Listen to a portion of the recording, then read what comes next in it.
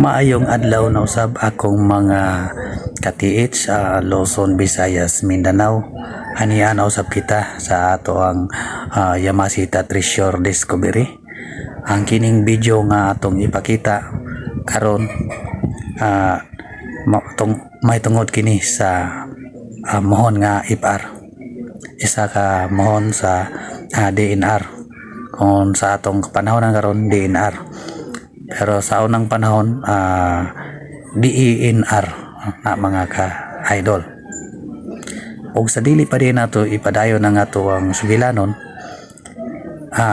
palihog na lang ko og share, likes, follow sa akong profile ug sa akong page ug pakicomment na lang sa comment section nato mga ka-idol. Abigo ninyo mga ka-teach sa wala pa makahibalo ni ini, ilabi na sa mga bago ni intra sa Yamashita Treasure, kining IPR nga mohon alang sa tanan. Nahimo kini sa mga 1900 na. Mao nga daghan ang nagduda nga kini siya involved sa Yamashita Treasure. Natural involved kini siya mga ka-teach. So karon ato ang isugilon nganong na-involve kini ang sa Yamashita Treasure ang maong mohon. Kay ang mga Hapon, mga ka-teach, naghimo sila og mga landmark o marking sa lugar kung aduna sila ipamutang.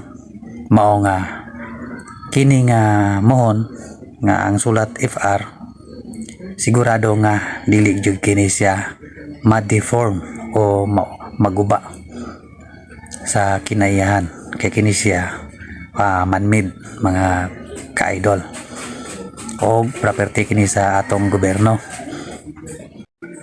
Alang sa tanan sa wala pa masayod niini, ang Japanese Empire government dugay diay nga naglingkod dinhi sa Pilipinas bilang pinakalabaw sa tanang asesor.